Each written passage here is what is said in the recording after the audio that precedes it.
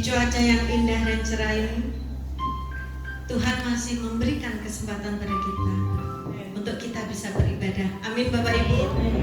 Beri kemuliaan dong bagi nama Tuhan. Saat ini kita mengucap syukur di hadapan Tuhan, karena Tuhan begitu mengasihi kita. Kita mengucap syukur atas karunia yang indah yang Tuhan sudah berikan dalam kehidupan kita, keselamatan yang Tuhan sudah berikan dalam hidup kita dengan cuma-cuma. Kita akan pujikan kasih-Mu Tuhan.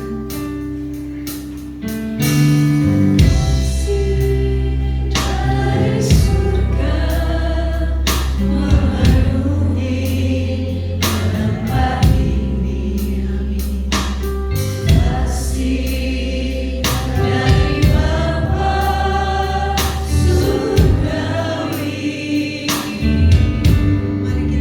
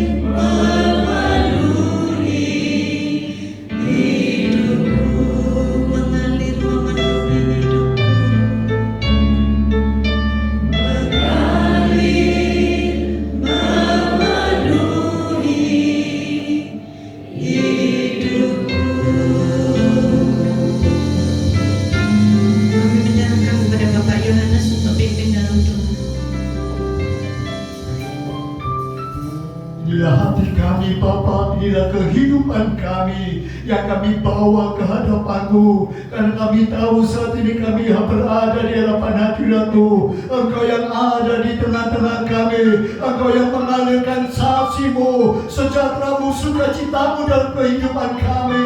Kami ingin memuji, kami ingin memuliakan, kami ingin meninggikan, bahkan kami ingin mendengar firman-Mu. Kau isi hati-Mu bagi kami, itu sudah kami serahkan sepenuhnya dalam tangan-Mu. Hadirat-Mu ada di tengah-tengah kami, dan kami mau memuji dan memuliakan Engkau. Terima kasih Bapa, kami serahkan ibadah kami dari awal, pertengahan sampai akhirnya dalam perlindungan, dalam hadirat Tuhan, di dalam nama Tuhan Yesus Kristus. Dan semua yang saya katakan amin. Masih berdiri Bapak Ibu, sekali lagi shalom. Shalom. Lebih keras mana sama ini, shalom. Beri kemuliaan dong bagi nama Tuhan. Bersyukur ya, karena Dia hidup. Sebab Dia hidup, ada hari esok. Amin Bapak Ibu. Ada pengharapan karena Dia hidup.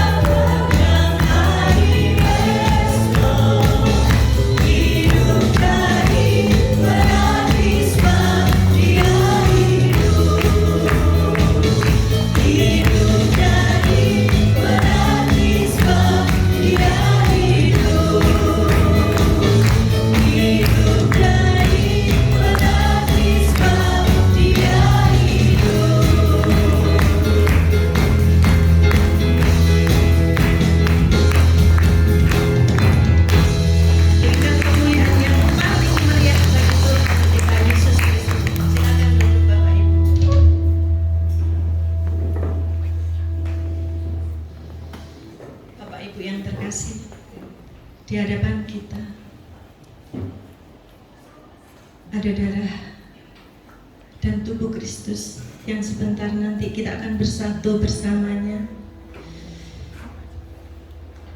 Mari kita bersama-sama menyiapkan hati kita. Tuhan, layakkan kami Tuhan, untuk kami bisa menerima tubuh dan darah-Mu Tuhan. Inilah kehidupan kami ya Tuhan.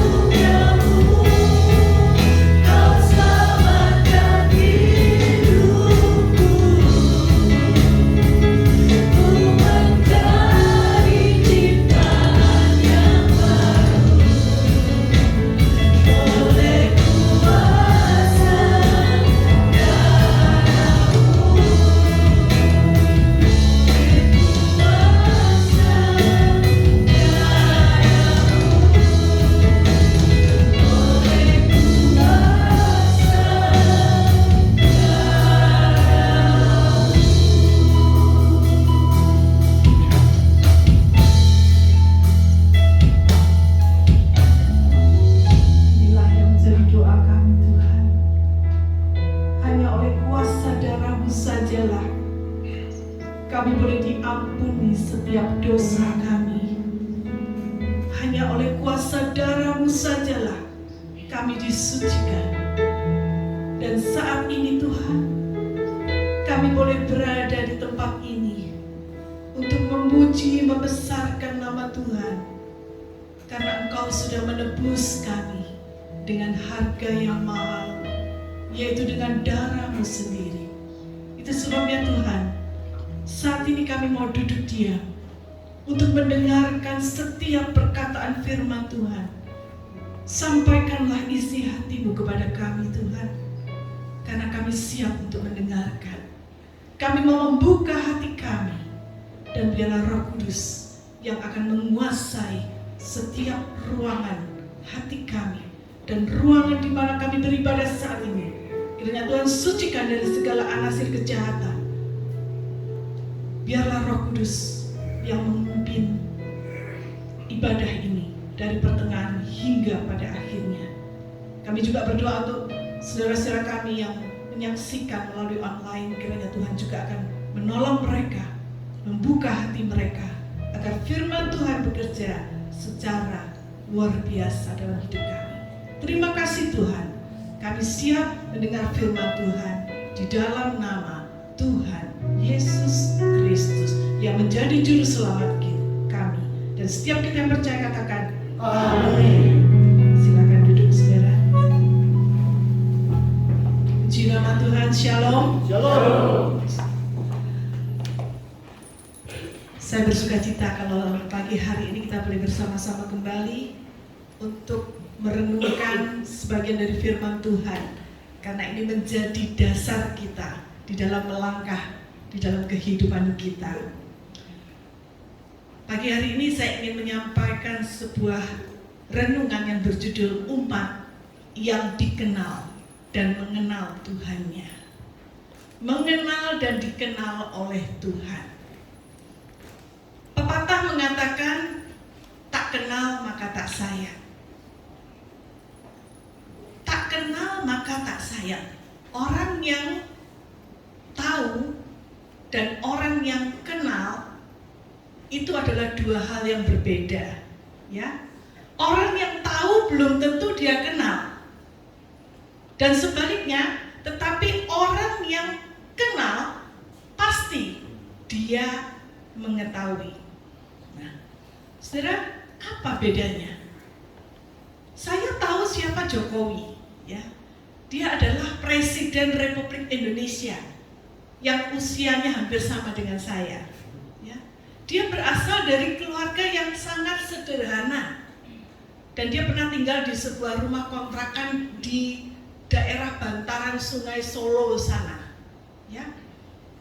Dan sebelum dia bergerak di bidang politik, dia adalah seorang tukang kayu yang kemudian meningkat karirnya menjadi pengusaha mebel, dan akhirnya dia mulai bergerak di bidang politik, ya, mulai dari wali kota Solo, kemudian dia menjadi wali kota di Jakarta, dan akhirnya dia menjadi Presiden RI yang ke-7 selama 2 periode.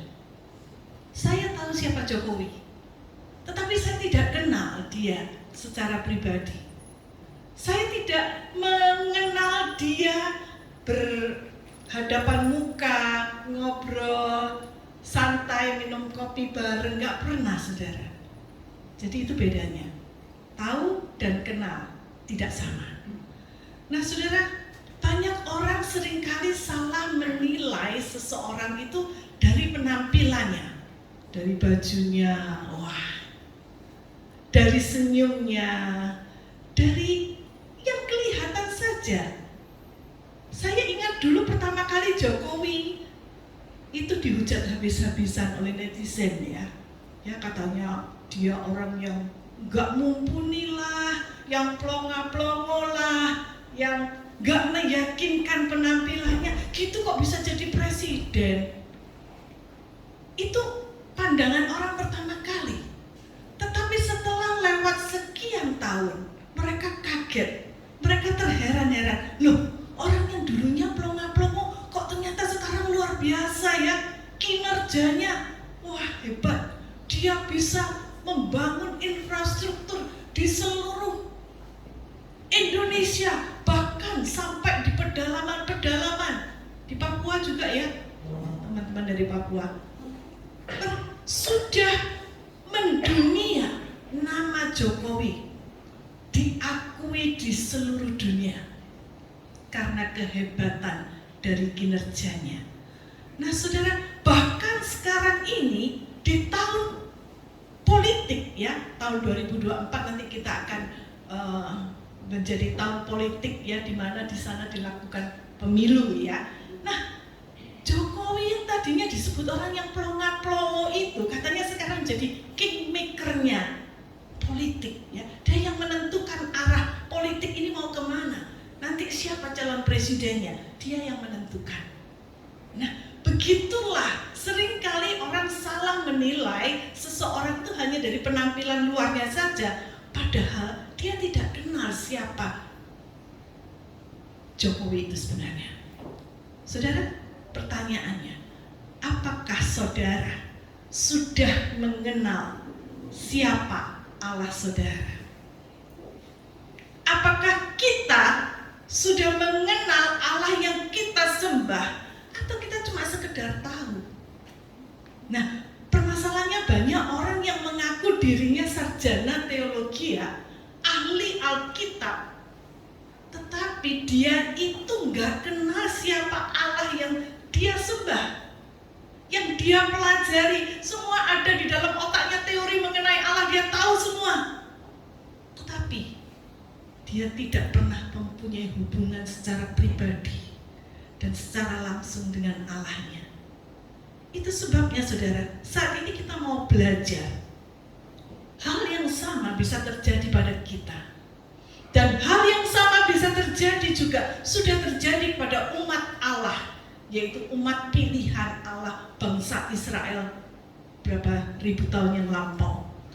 Umat yang sudah dipilih oleh Allah secara langsung menjadi umat kesayangan Allah, yang daripadanya akan lahir seorang Mesias.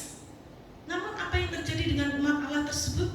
Nah, kita akan melihat bagaimana seorang nabi, yaitu Nabi Yesaya, dia menubuatkan atau dia menerima penglihatan tentang bagaimana nasib dari Raja Yehuda atau kerajaan Yehuda. Ya, saat itu bangsa Israel terbagi menjadi dua kerajaan, yang satu disebut kerajaan Yehuda, yang satu kerajaan Yerusalem. Dia memiliki penglihatan akan menjadi seperti apa bangsa Yehuda, bangsa pilihan Allah, yang saat itu juga diperintah oleh Raja Ahaz. Ya, mereka sangat mengharapkan bantuan dari bangsa Asyur, yaitu bangsa kafir. Nah, mereka lupa bahwa mereka punya Allah Yahweh yang sudah membawa mereka keluar dari Mesir. Mereka lupa itu dan mereka minta bantuan kepada bangsa lain yang kafir. Nah, itu sebabnya dalam penglihatannya Yesaya menubuatkan hal-hal yang terjadi akan kerajaan Yehuda dan Yerusalem. Bagaimana kita akan melihatnya? Yaitu dalam Yesaya pasal yang pertama. Kita akan membaca mulai dari ayat yang kedua hingga ayat yang keempat.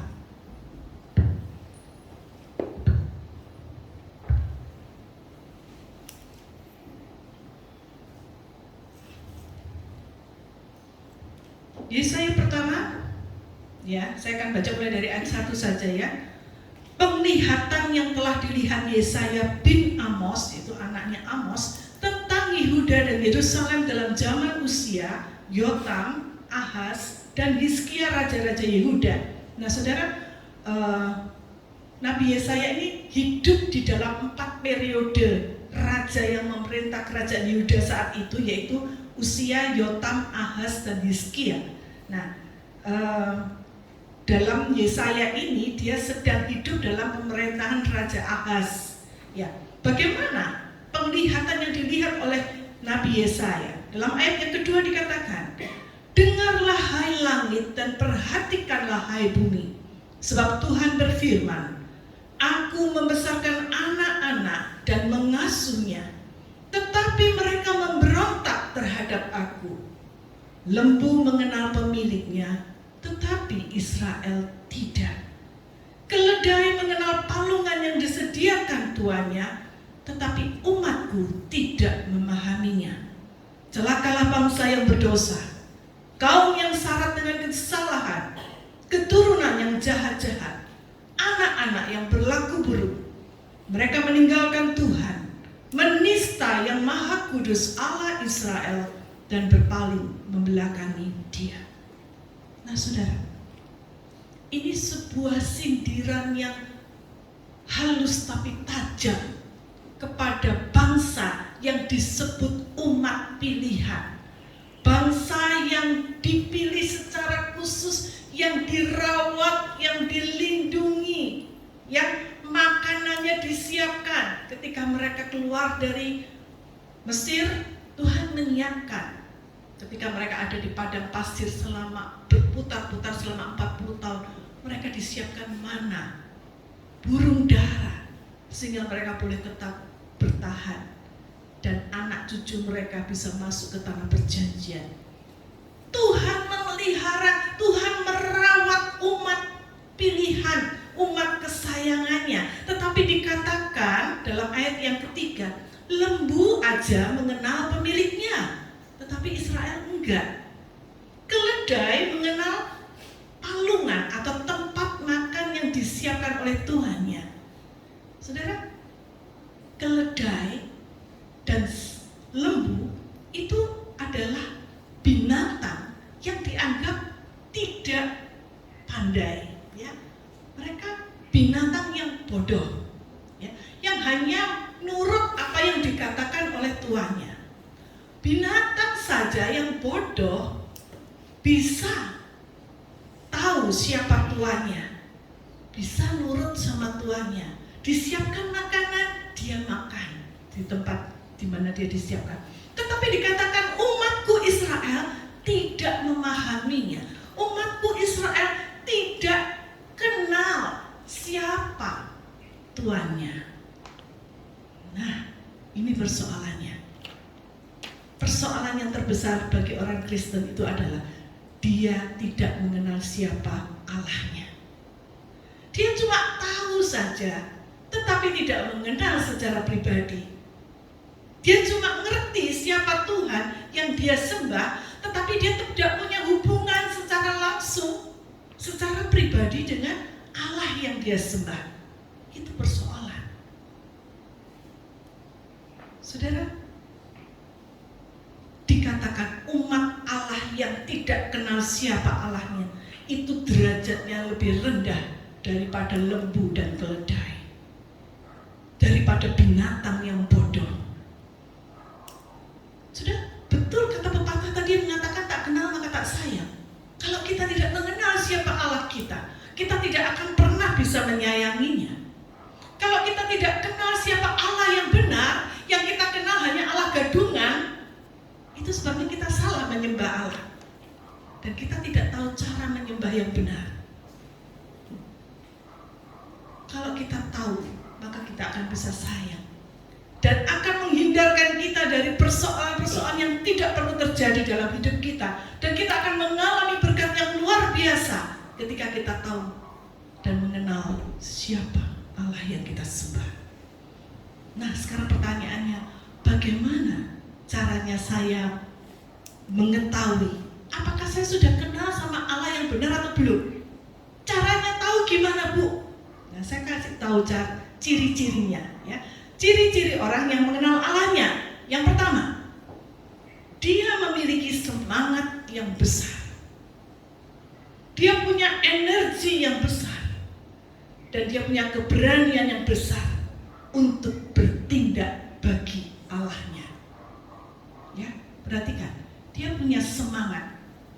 Dia punya keberanian untuk bertindak bagi Allahnya. Coba kita lihat dari kisah seorang pemuda yang bernama Daniel. Nah, kita akan membaca kisahnya di dalam Daniel pasal yang ke-11, ya. Daniel pasal yang ke-11 ayat yang ke-32. Ya. Saudara nanti bisa baca ayat-ayat sebelumnya ya. Tetapi kita akan melihat cuplikannya saja di dalam ayat yang kedua bagian B ya. Tetapi umat yang mengenal Allahnya akan tetap kuat dan bertindak. Orang atau umat yang mengenal Allahnya, dia akan tetap kuat, strong, punya keberanian, dan akan bertindak ya. Nah saudara, terjemahan lain mengatakan umat yang mengenal Allahnya akan melakukan perbuatan-perbuatan yang luar biasa, yang hebat. Nah bagaimana caranya kita bisa melakukan hal-hal yang besar bagi Tuhan kita kalau kita tidak kenal siapa Allah kita? Kita tidak mungkin bisa melakukan sesuatu yang luar biasa bagi Tuhan kita kalau kita nggak kenal siapa Allah yang kita sembah. Daniel dan 3 orang temannya yaitu Sadrah, Meshach, dan Abednego, dia membuktikan hal ini ya. Ketika mereka diharuskan untuk makan makanan raja yang sudah dipersembahkan kepada dewa-dewa secara ritualnya orang kafir, mereka yaitu Daniel dan kawan-kawannya dengan tegas menolak. Maaf, kami tidak bisa makan makanan yang sudah dipersembahkan kepada dewa-dewa ya. Karena kami menyembah Allah dan Allah melarang akan hal itu ya. Dengan berani Daniel menolak, walaupun dia saat itu berada di istana Raja Nebukadnezar. Dia dalam lingkungan kerajaan, tetapi dia berani menolak perintah raja karena Daniel tahu bahwa hal tersebut dilarang oleh Allahnya. Daripada dia mencemarkan tubuhnya dengan makan makanan yang dilarang, mending dia diet. Jadi seorang vegetarian gak apa-apa dah. Kami cuma makan sayur aja gak apa-apa. Yang penting aku tidak makan makanan yang sudah dipersembahkan kepada dewa-dewa. Dan ini membuat pegawai-pegawai istana merasa khawatir. Mereka takut kalau mereka menolak makanan yang bergizi, yang lezat. Cuma makannya sayur doang. Jangan-jangan nanti badan mereka jadi kurus, penampilannya nggak menarik lagi. Mereka nggak fit lagi. Itu yang dikhawatirkan. Tetapi Daniel mengambil keputusan, lebih baik kami makan makanan seadanya daripada kami tidak taat kepada Allah kami. Nah, apa yang terjadi kemudian? Kalau saudara baca kisahnya, saudara akan menemukan bagaimana setelah diuji sekian lama, ternyata Daniel dan ketiga temannya badannya lebih tegap dan lebih berisi daripada pemuda-pemuda lain yang setiap hari menyantap santapan dari raja. Nah, saudara kita perhatikan bagaimana Daniel berani mengambil keputusan untuk lebih taat kepada Allah daripada kepada orang lain. Nah, demikian juga ketika berikutnya ya, setelah Daniel itu sudah dipercaya oleh raja, mendapatkan banyak tugas jabatan yang penting di dalam pemerintahan. Banyak orang yang merasa iri kepada Daniel. Dan mereka mengatakan, kenapa Daniel diistimewakan oleh Tuhan? Padahal Daniel itu bukan orang kita. Dia orang luar. Tetapi kenapa dia diberi kepercayaan yang besar? Itu sebabnya mereka berencana untuk menjebak dan menghukum Daniel. Dibuatlah peraturan bahwa selama 30 hari orang dilarang menyembah kepada Allahnya. Selama 30 hari orang hanya boleh menyembah patung raja. Dan pengumuman itu disebarkan.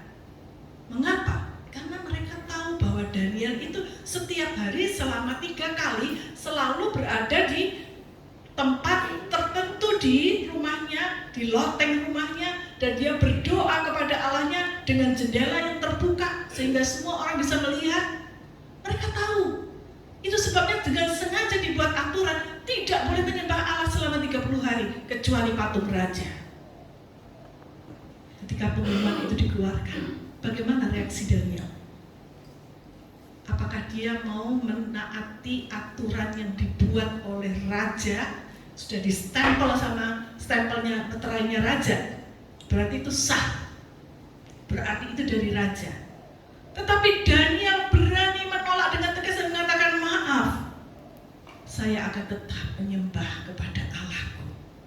3 kali sehari di loteng, jendela terbuka, dia menyembah Allahnya seperti biasa. Dan apa akibatnya? Dia harus menuai konsekuensi dari keputusan pilihan itu. Dia dimasukkan ke sebuah lubang yang berisi singa-singa kelaparan. Dia akan menjadi mangsa dari singa-singa kelaparan tersebut, mangsa yang enak.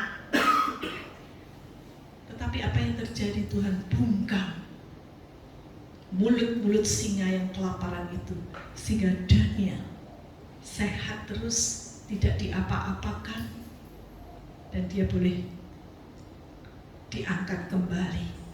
Dan setelah itu Raja Darius akhirnya mengakui bahwa Allahnya Daniel itu adalah Allah yang hidup.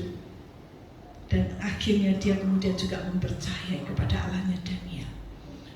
Saudara, orang yang mengenal Allah dengan benar, dia akan sensitif terhadap situasi yang mengancam kebenaran, yang mengancam kehormatan Allahnya, baik secara langsung maupun secara tidak langsung ya. Dan dia berani mengambil tindakan, dia berani mengambil resiko kehilangan nyawanya demi mempertahankan kebenaran dan kehormatan Allahnya. Itu yang dilakukan oleh Daniel. Ini gak sama saudara dengan kasusnya pelaku-pelaku bom bunuh diri ya, saudara ingat ya. Seringkali ada orang yang jadi pelakunya bom bunuh diri. Kenapa? Karena dia katanya berusaha untuk membela Allahnya atau membela agamanya atau membela keyakinannya, tapi dengan cara yang tidak benar, dengan cara yang ngawur, dan dasarnya bukan dari kebenaran firman Allah, tetapi dari tafsiran dirinya sendiri atau tafsiran orang lain. Itu sebabnya kita harus benar-benar mengenal siapa Allah kita, Allah yang kita sembah, Allah yang benar, bukan Allah gadungan, Allah yang hidup dan berkuasa, yang sudah bangkit dari kematian. Itu yang harus kita sembah. Hari-hari ini kita melihat berapa banyak gereja ditutup paksa. Ketika jemaat sedang beribadah, tiba-tiba orang luar masuk dan menyegel, suruh bubar. Berapa banyak? Dasarnya apa? Aturan yang dibuat oleh menteri, aturan kesepakatan yang dibuat oleh kepala desa, orang-orang yang intoleran. Itu dasarnya. Apakah kita mau menyerah ketika kebenaran itu diinjak-injak? Kita melihat berapa banyak orang Kristen yang dipersekusi karena keyakinannya. Kita melihat bagaimana banyak ada orang yang mengentuti Alkitabnya orang Kristen dengan sengaja. Bagaimana sikap kita seharusnya? Apakah kita harus membalas dengan kelakuan yang sama?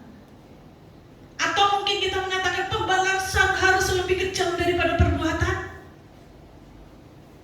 Saudara, disinilah kita diuji bagaimana kualitas pengenalan kita kepada Tuhan. Apakah kita sama dengan mereka? Atau kita mengenal siapa Allah yang kita sembah? Kita tidak akan diam. Kita harus bertindak, tetapi bertindak dengan bijaksana, dengan hikmat yang diberikan oleh Tuhan. Efesus 4 ayat 15 mengatakan, speak the truth in love. Katakan kebenaran, bertindaklah demi kebenaran, tetapi dengan kasih. Nah, ini Trademark inilah yang seringkali harus menjadi sebuah trademark daripada orang Kristen. Speak the truth, katakan yang benar, tapi dengan kasih. Jangan katakan yang benar tapi dengan marah-marah, dengan pembalas. Lalu apa bedanya kita dengan mereka? Apa buktinya saudara mengenal Allah saudara? Salah satunya, kalau saudara berani mengatakan yang benar, berani bertindak benar, membela kebenaran walaupun dengan segala resikonya. Itu ciri yang pertama. Bahkan ketika kita harus berhadapan dengan singa-singa kelaparan sekalipun seperti Daniel, maukah kita berani mengatakan yang benar, berani membela kebenaran? Kalau kita tidak berani dan kita mengatakan diri kita adalah anak Tuhan, kita tidak mau atau tidak berani atau malu mengatakan yang benar atau membela kebenaran, maka kita tuh tidak lebih dari seorang pecundang. Kita tidak lebih dari seorang pengecut yang tidak layak disebut sebagai murid Tuhan. Apa ciri-ciri yang lain dari seorang yang mengenal Tuhannya? Yang pertama tadi, berani bertindak, berani membela kebenaran. Yang kedua, orang yang mengenal Allahnya, dia akan mendapatkan privilege, hak istimewa. Dia diberitahu rahasia-rahasia dari Allah. Dia diberi penglihatan-penglihatan atau visi, pemikiran-pemikiran yang besar dari Allahnya. Dia memiliki sudut pandang ilahi, ya, visi dari Allah. Ini orang yang kenal, dia tahu, dia belajar bagaimana Allah yang dia kenal itu, dan dia meniru cara berpikirnya, karakternya dari Allahnya. Itu sebabnya dia dianggap sebagai sahabatnya Allah. Dia diberitahu rahasia-rahasia yang orang lain nggak tahu. Ya, seorang sahabat, kalau saudara punya sahabat, dia berbeda dengan teman biasa. Seorang sahabat dia akan diberitahu hal-hal yang orang lain tidak tahu. Itu bedanya. Orang yang kenal, yang punya hubungan yang erat, yang intim dengan Allahnya, dia diberitahu rahasia-rahasia Allah. Daniel, dia diberi hikmat untuk bisa mengetahui mimpi raja. Wong rajanya sendiri itu lupa mimpinya apa. Dia membuat sayembara, ayo siapa tuh yang tahu apa yang aku mimpikan? Loh, wong raja sendiri yang mimpi, lupa kok kita disuruh menebak mimpinya raja. Itu kan gak masuk akal. Tapi Daniel diberi hikmat. Dia bisa menebak apa mimpi raja. Bahkan dia bisa menafsirkan arti daripada mimpinya. Saudara, ini tidak rasional. Ini bukan berasal dari dirinya Daniel sendiri. Tetapi Daniel tahu bahwa ini dari Tuhan. Tuhan yang memberitahukan rahasia-rahasia itu kepada Daniel. Karena Daniel mengenal siapa Allahnya. Daniel punya hubungan yang akrab dengan Allahnya. Itu sebabnya ketika raja bertanya, kamu kok tahu dari mana? Daniel dengan tidak malu-malu mengatakan, aku dapat dari Allahku. Daniel bisa mengagungkan, memuliakan Allah di hadapan rajanya. Dia tidak malu. Dan 2 kali Daniel telah menolong menafsirkan mimpi raja. Itu sebabnya raja merasa yakin bahwa Allah yang disembah oleh Daniel adalah Allah yang penuh dengan kuasa, Allah yang hidup. Sehingga akhirnya raja pun mengakui dan menyembah Allahnya Daniel. Ya, saudara bisa baca kisahnya nanti. Daniel pasal 2, Daniel pasal 4. Saudara, inilah yang disebut dengan karunia Roh Kudus. Kalau kita sebagai orang percaya mengenal siapa Allah kita Kita tahu ada kebutuhan khusus yang diperlukan. Mungkin gereja ini sedang mengalami sebuah masalah atau sebuah kebutuhan. Saudara sensitif dan saudara menerima hikmat Tuhan. Saudara diberi karunia Roh Kudus untuk bisa membantu menyelesaikan persoalannya. Ini dari Tuhan. Sesuatu yang di luar akal kita, di luar kemampuan kita, itu berasal dari Tuhan. Dan itu Tuhan berikan kepada orang-orang yang mengenal siapa Allahnya, yang punya hubungan dekat dengan Dia. Apakah saudara mau kita dipakai oleh Tuhan untuk menjadi saluran berkat bagi orang lain? Mungkin saat ini kita tidak mendapatkan mimpi, penglihatan seperti Daniel, tapi kita diberi hikmat oleh Tuhan untuk bisa mengerti firman Tuhan dan menafsirkannya dengan benar dan kemudian melakukannya dalam hidup kita sehari-hari. Atau mungkin kita sedang menghadapi sebuah masalah yang besar, masalah yang sulit, tidak ada jalan keluar. Tiba-tiba Tuhan memberikan hikmat. Ini diberikan oleh orang-orang yang mengenal siapa Allahnya. Dia bisa melakukan perkara-perkara besar di dalam hidupnya, karena hidupnya sudah diserahkan kepada Tuhan. Dia bisa memiliki pemikiran-pemikiran besar tentang Allahnya, pemikiran yang visioner, yang jauh ke depan. Ini semua karena dia mengenal Allahnya dan dia dipimpin oleh Roh Kudus.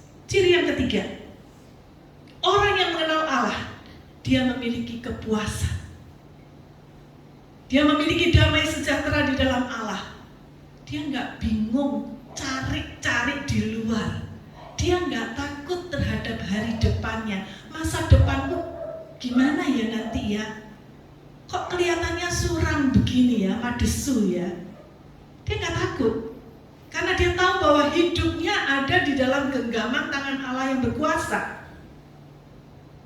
Ketika Sadrah, Mesah, dan Abednego dihadapkan pada pilihan, apakah mereka mau menyembah raja atau mereka dilempar ke dalam perapian yang besar dan menyala-nyala, apa yang mereka lakukan? Apa yang mereka katakan? Kalau sudah baca di dalam Daniel pasal yang ketiga, ayo coba kita baca. Daniel pasal yang ketiga, ayat yang ke-16 hingga ayat yang ke-18 mengatakan demikian.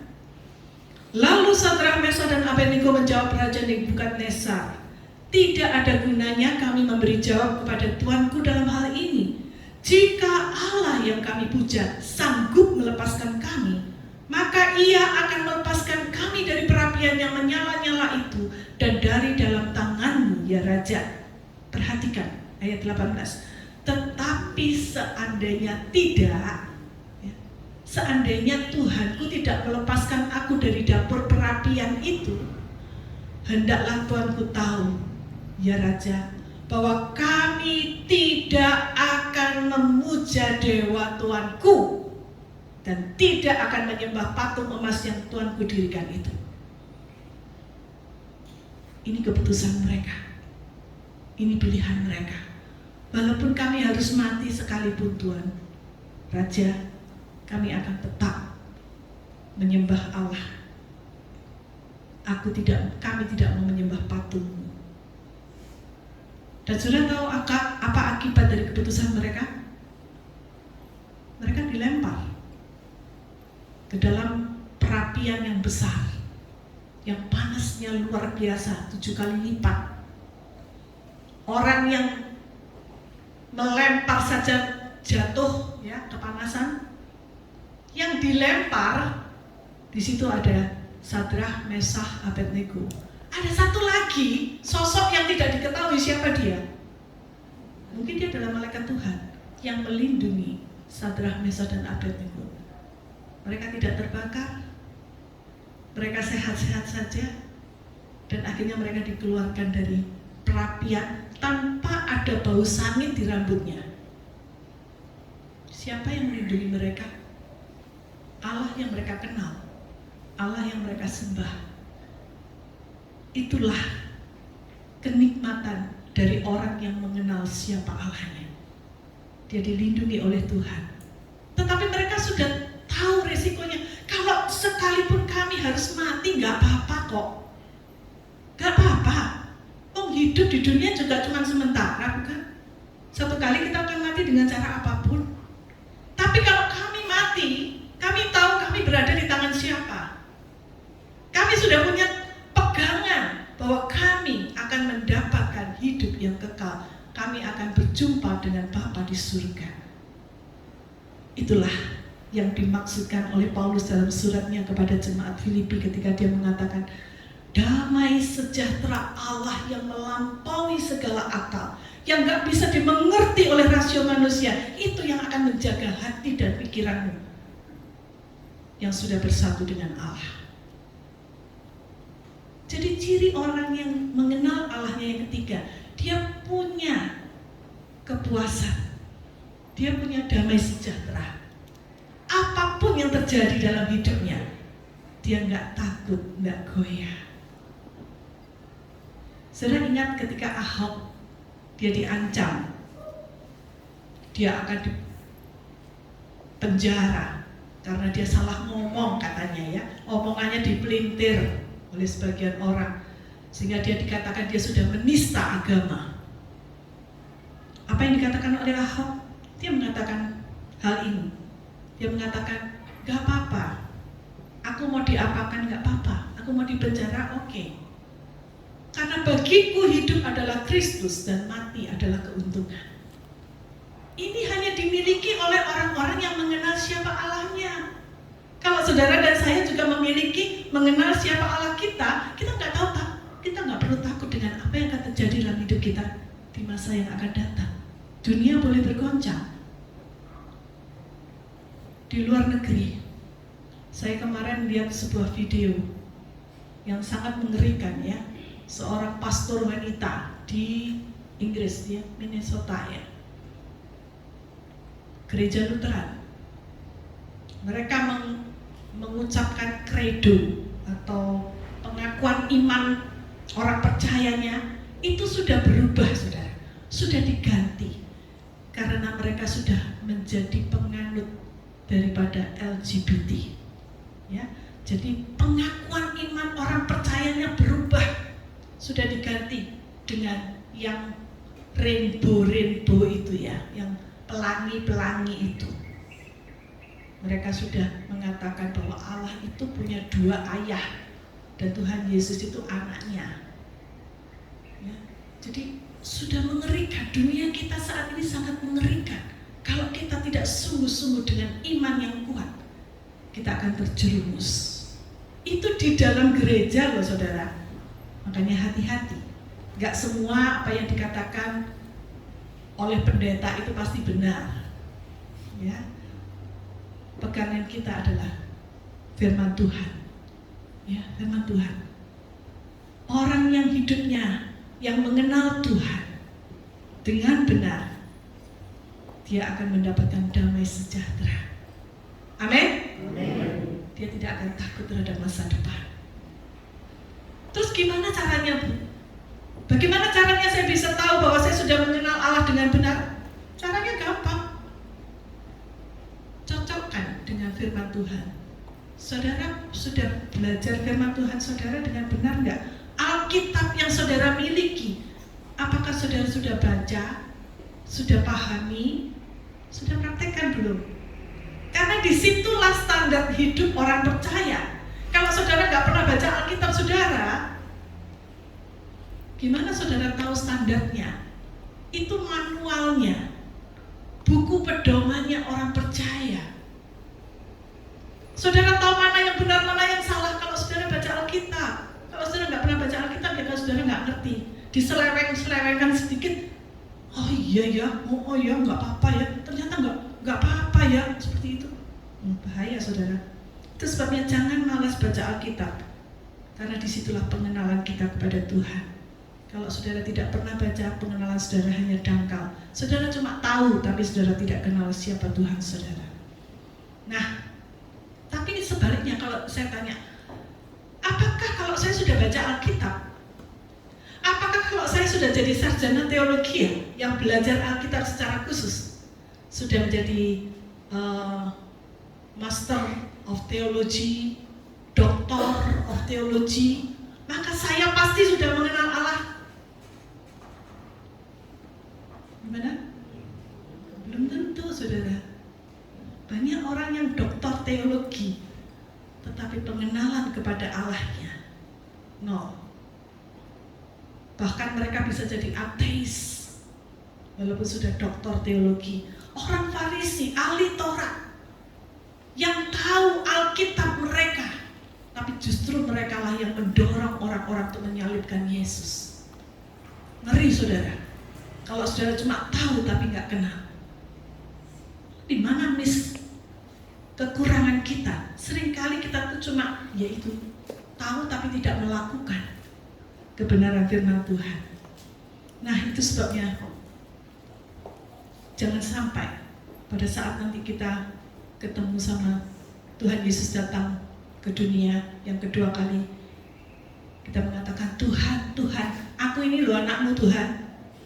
Tuhan mengatakan, kamu, siapa kamu? Aku nggak kenal kamu. Sorry ya, aku nggak kenal kamu.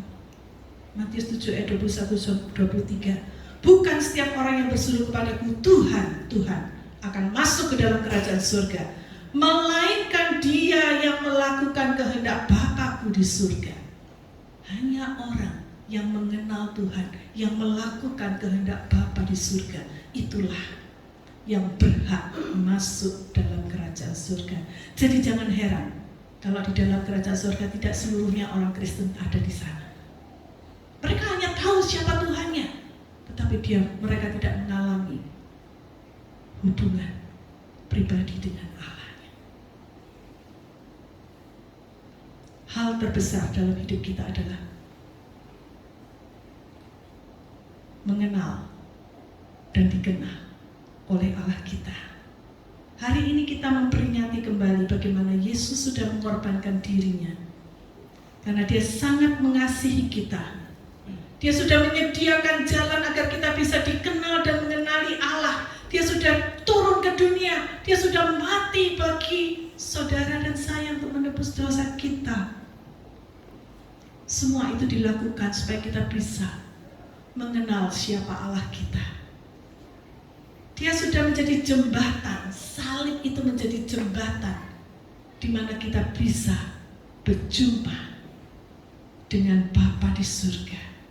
Kalau kita tidak mau melewati jalan salib, jalan penderitaan, jalan yang sempit dan berliku-liku, yang penuh dengan bahaya dan ancaman, bagaimana kita bisa bertemu dengan Dia? Orang yang mengenal Allahnya, dia harus berani bertindak, dia harus berani membela kebenaran. Tetapi ingat, lakukan itu dengan bijaksana, dengan kasih.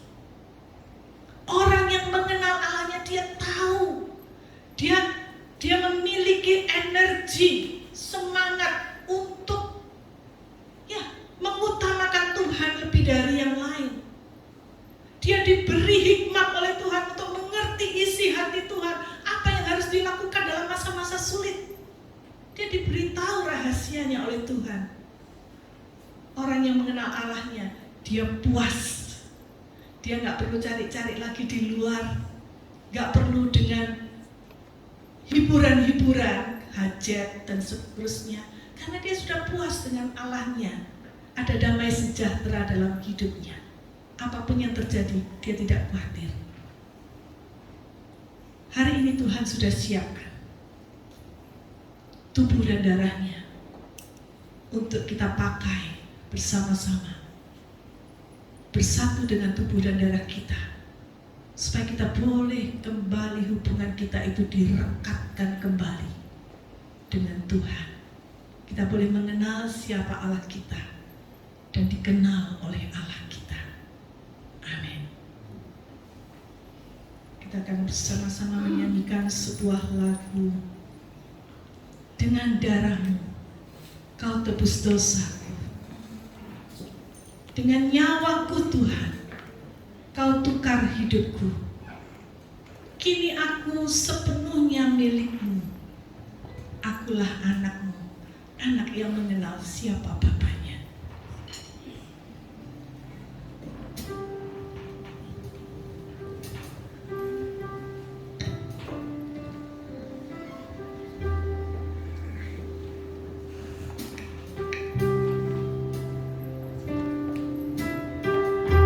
Mari setiap kita siapkan hati kita. Jangan sia-siakan pengorbanan Kristus. Dia sudah membayar dengan harga yang mahal.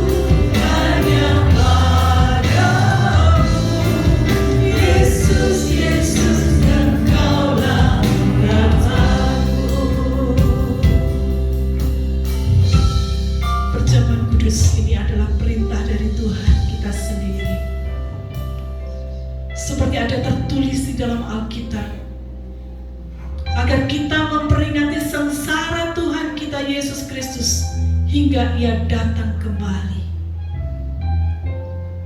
Perjamuan kudus adalah tanda perjanjian baru dari kasih Allah demi Tuhan kita Yesus Kristus kepada orang-orang berdosa. Sehingga pada waktu kita menerima roti yang dipecah-pecahkan, kita bisa membayangkan kehancuran tubuh Kristus yang sudah terpecah-pecah di atas kayu salib. Dan cawan air anggur membayangkan tercurahnya darah Yesus bagi penebusan dan keampunan dosa kita. Perjamuan kudus adalah persekutuan dengan penderitaan Yesus. Karena Yesus sudah mati bagi kita orang yang berdosa. Ketika kita masih menjadi seteru dari Allah kita sudah diperdamaikan. Biarlah ini boleh menolong kita untuk menghadap Tuhan dengan hati dan memeriksa diri kita masing-masing sebelum kita mengambil perjamuan kudus. Saya persilakan kepada petugas. kita nyanyikan lagu ini kembali. Biarlah darah Yesus dan tubuhnya yang sudah tercurah di atas kayu salib itu menolong kita untuk mengenal siapa Allah kita.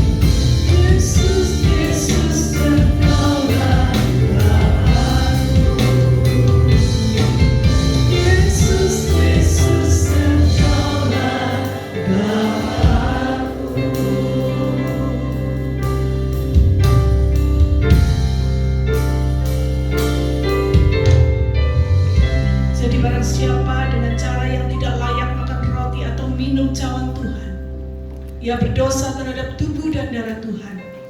Karena itu hendaklah setiap orang menguji dirinya sendiri, dan baru sesudah itu dia makan dan minum dari cawan itu. Karena barang siapa makan dan minum tanpa mengakui tubuh Tuhan, ia mendatangkan hukuman atas dirinya. Sebab itu banyak di antara kamu yang lemah dan sakit, dan tidak sedikit yang meninggal. Kalau kita menguji diri kita sendiri, hukuman tidak menimpa kita.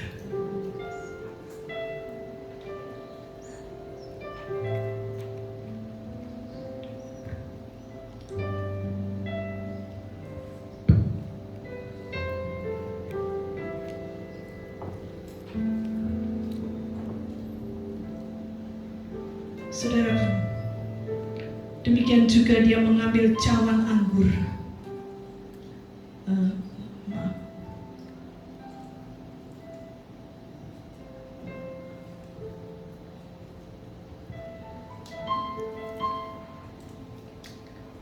Saudara, ketika mereka sedang makan, Yesus mengambil roti, dan sesudah itu dia mengucapkan berkat. Dia memecah-mecahkannya lalu memberikannya kepada murid-muridnya dan berkata, "Ambillah, makanlah, inilah tubuhku." Mari kita makan bersama-sama dengan iman di dalam nama Tuhan Yesus Kristus.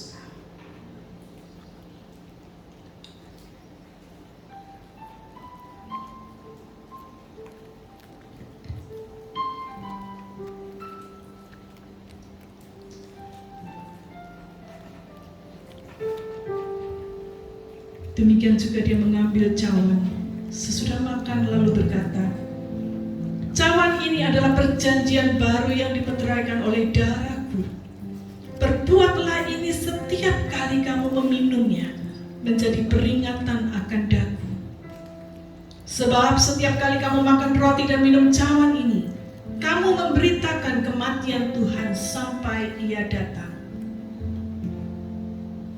Sesudah itu dia mengambil cawan, mengucap syukur, lalu memberikannya kepada mereka dan berkata, "Minumlah kamu semua dari cawan ini, sebab inilah darahku, darah perjanjian yang ditumpahkan bagi banyak orang untuk pengampunan dosa. Mari kita minum bersama-sama dalam iman, dalam nama Tuhan Yesus Kristus."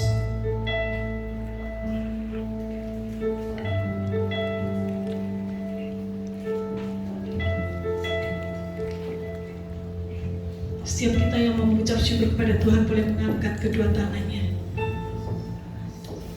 Terima kasih Tuhan untuk tubuh dan darah Kristus yang sudah tercurah di atas kayu salib bagi penebusan dan pengampunan dosa-dosa kami Tuhan. Kami yang tidak layak, kami yang berdosa ini Tuhan, Engkau tidak pandang hina, tetapi Engkau tetap mengasihi kami. Dan Tuhan mau mati bagi kami.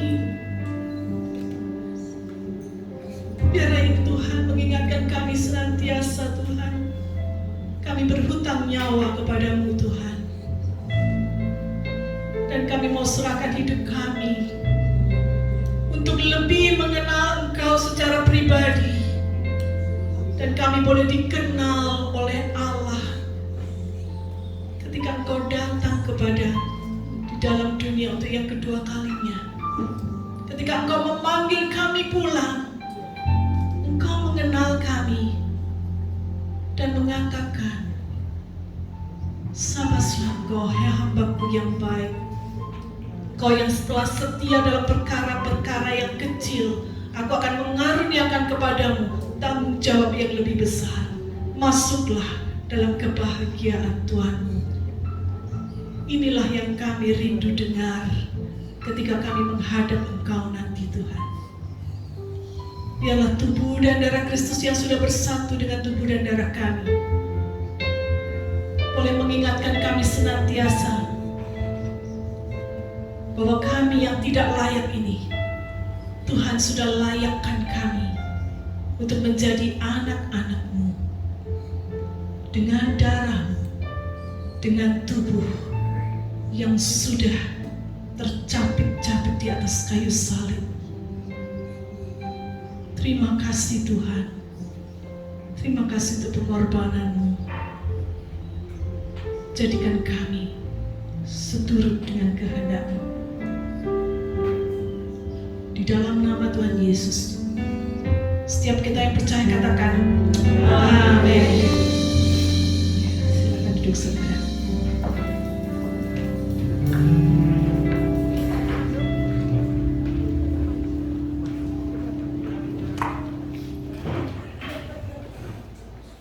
Yang diberkati dengan firman Tuhan boleh lambaikan tangannya dong. Beri kemuliaan bagi nama Tuhan. Hanya dekat Allah saja aku kenal. Kita akan berikan persembahan untuk Tuhan.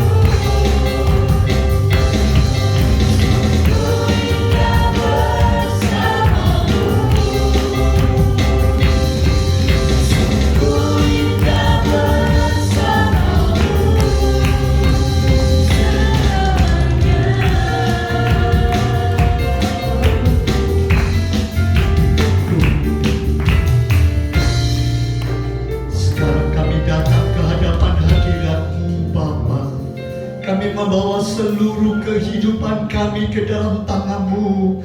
Karena kami yakin, kami percaya bahwa kami adalah milik Tuhan.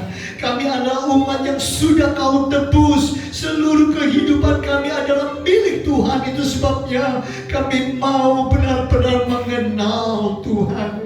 Kami boleh benar-benar dikenal oleh Tuhan, sehingga kami boleh mempunyai semangat untuk kami terus-menerus melakukan kebenaran-kebenaran. Oh Tuhan, semangat kami boleh melakukan, oh Tuhan, bahkan bertindak untuk kebenaran nama-Mu. Terima kasih Bapa, terima kasih, karena kami tahu ketika kami menyerahkan seluruh hidup kami ke dalam tangan-Mu, Engkau yang akan membimbing kami, Engkau akan menuntun kami. Kami tidak akan takut lagi akan masa depan. Kami tidak takut apapun yang akan terjadi, karena kami tahu Engkau beserta dengan kami. Engkau yang memberikan damai sejahtera dan sukacita. Itu sebabnya terimalah persembahan kami Bapa, yang kami bawa dengan penuh ucapan syukur, yang mewakili diri kami ke dalam tangan-Mu, sehingga kami benar-benar Tuhan boleh dipakai untuk hormat kemuliaan nama-Mu.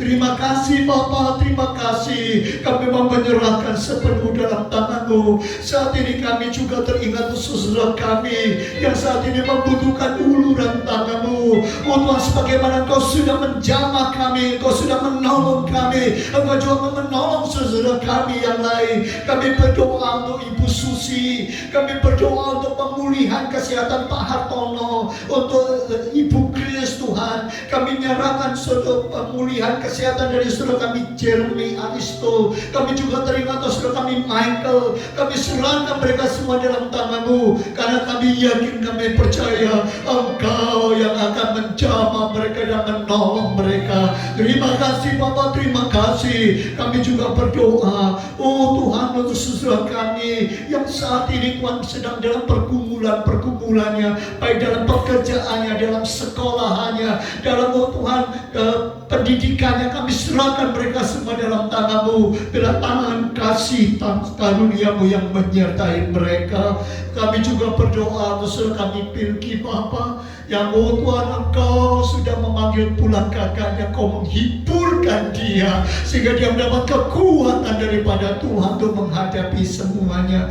Terima kasih Bapak, terima kasih. Kami juga berdoa untuk keluarga Bapak Tony dan Ferry yang saat ini sedang dalam persiapan perpindahan dari Thailand menuju ke Bali. Tuhan, tolong sertai dan bungkus dengan kuasa darah-Mu, semoga semua boleh berjalan dengan baik. Terima kasih Bapak, terima kasih. Kami serahkan semua dalam tangan-Mu. Kami bersyukur untuk semuanya, dan kalau sebentar kami pulang, Tuhan menyertai kami. Saudaraku sekalian, arahkanlah hatimu dan tanganmu kepadanya untuk pulang menerima berkat dan anugerah daripada Tuhan. Kasih karunia daripada Allah Bapa, kecintaan daripada Tuhan Yesus, dan penyertaan Roh Kudus menyertai kehidupanmu. Pulanglah sekarang, terimalah berkat Allah di dalam nama Tuhan Yesus Kristus. Semua diberkati Allah, katakan amin.